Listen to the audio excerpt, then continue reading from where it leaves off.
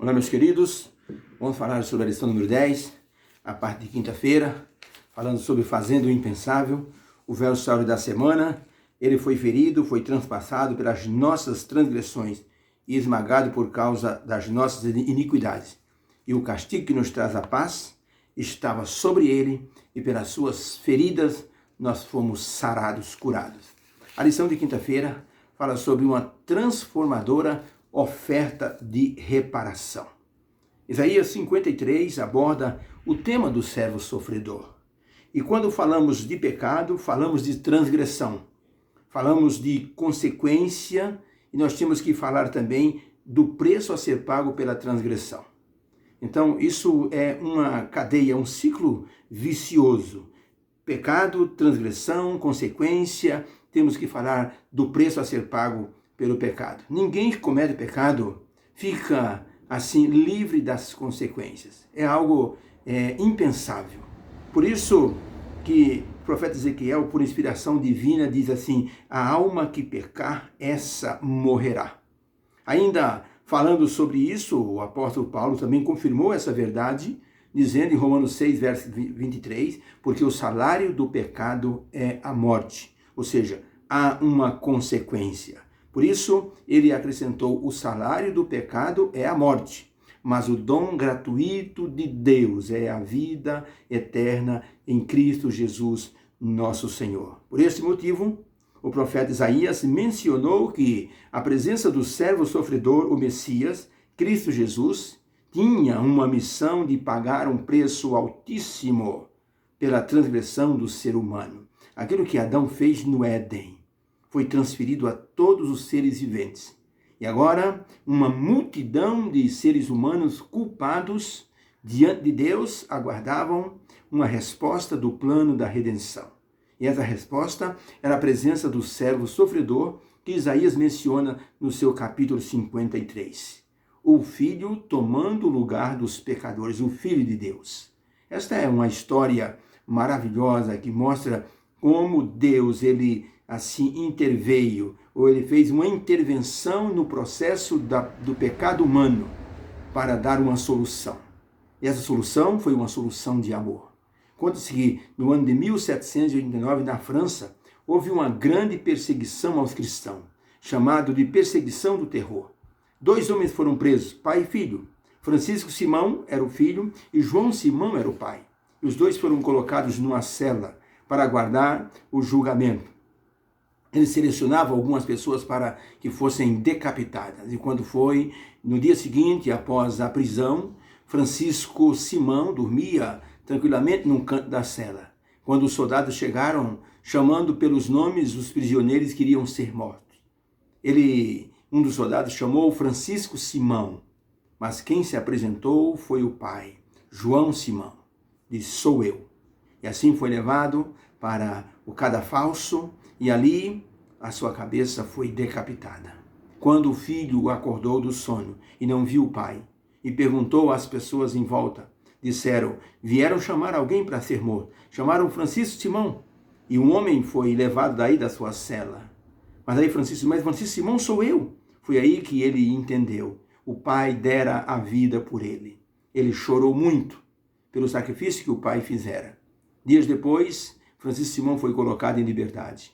Mas para o resto da vida, ele tinha uma dívida de gratidão com o seu pai. E muitas vezes, pregando, Francisco Simão falou do sacrifício que o seu pai fizera para dar-lhe a liberdade de vida.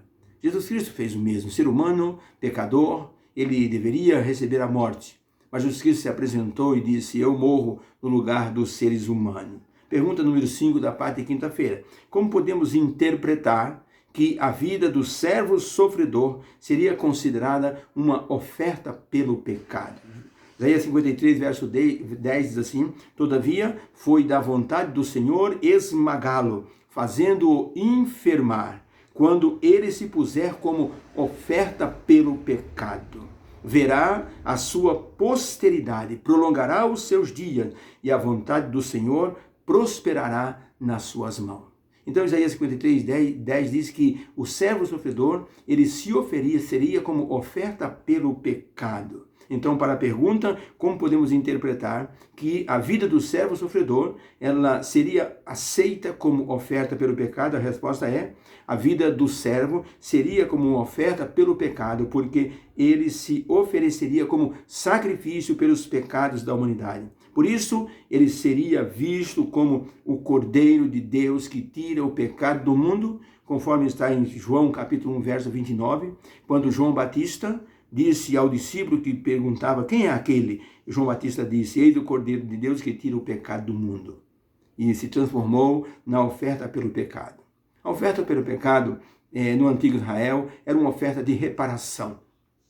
Quando uma pessoa pegava indevidamente um objeto ou alguma coisa que era de alguma outra pessoa isso era descoberto, a pessoa que havia então praticado o ato de pegar aquilo que não era dele, ele deveria pagar uma multa para a pessoa, fazer a reparação do objeto e em seguida oferecer uma oferta pelo pecado.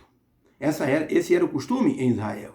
No caso dos seres humanos, os seres humanos, eles fizeram algo contra Deus.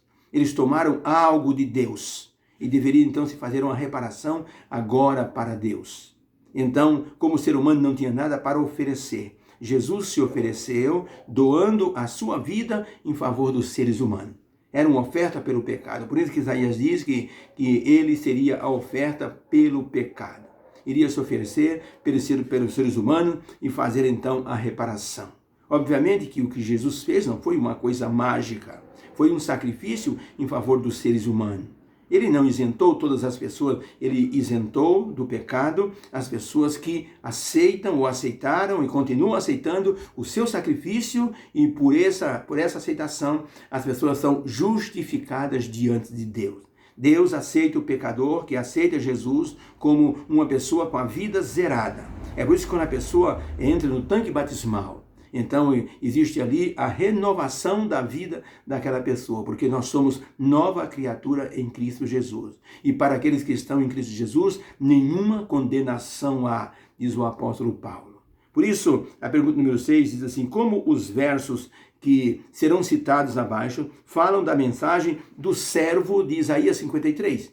Alguns textos bíblicos falam sobre o perdão dos pecados e como esses textos eles se aplicam ou combinam com aquilo que o servo sofredor fez, conforme está em Isaías 53. O primeiro verso: bem-aventurado aquele cuja transgressão é perdoada e cujo pecado é coberto. Bem-aventurado o homem a quem o Senhor não atribui iniquidade. Esse verso fala de justificação. Deus só pode, desconsiderar a transgressão de uma pessoa se a pessoa aceita Jesus. De outra forma, não existe outro jeito. A pessoa pode fazer penitência, a pessoa pode fazer o que ele quiser, não vai adiantar. Um missionário encontrou um hindu deitado numa cama de pregos, e o hindu disse: estou aqui já há 6 meses, e as costas todas furadas, sangrando. E o missionário disse: o senhor não acha que o que Jesus oferece é muito mais prático? Ele oferece o perdão dos pecados, simplesmente. E o hindu disse: ainda vou precisar ficar alguns anos aqui para pagar todos os meus pecados. E missionário: perdão, eu não acredito que uma simples crença em uma pessoa possa apagar os pecados. Eu preciso me mortificar aqui. Bem-aventurado o homem a quem o Senhor não atribui iniquidade. E essa situação só pode ocorrer quando a pessoa aceita Jesus como Salvador. Romanos 5, verso 8. Mas Deus dá a prova do seu amor para conosco, em que quando éramos ainda pecadores, Cristo morreu por nós. Também combina com aquilo que o servo sofredor fez. Conforme Isaías 53, ele foi moído pelas nossas transgressões. Gálatas 2,16, sabendo com tudo isso que o homem não é justificado pelas obras da lei, mas é justificado pela fé em Cristo Jesus. Filipenses 3, verso 9, e seja achado nele, não tendo como minha justiça o que vem da lei, mas o que vem pela fé em Cristo Jesus, a saber, a justiça que vem de Deus pela fé. É assim que Paulo, ele combina suas palavras com aquilo que Isaías disse.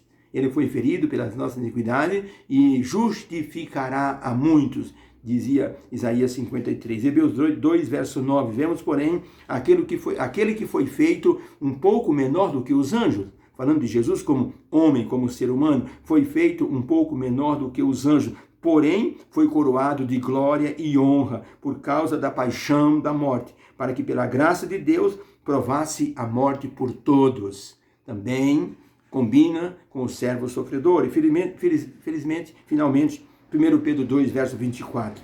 Levando ele mesmo os nossos pecados em seu corpo sobre o madeiro, para que, mortos para o pecado, possamos viver para a justiça. Também uma expressão maravilhosa que combina com o que Isaías disse no seu capítulo 53. Então, para a pergunta, como esses versos combinam com a vida do servo sofredor, que morreu como oferta pelo pecado? A resposta é, os versos nos falam da bênção de ter os pecados perdoados.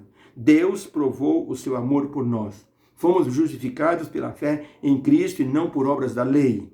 Jesus foi exaltado por ter vencido o pecado e a morte. E, finalmente, o sacrifício de Cristo foi por todos nós. Foi a obra do servo sofredor do Senhor Jesus por todos nós.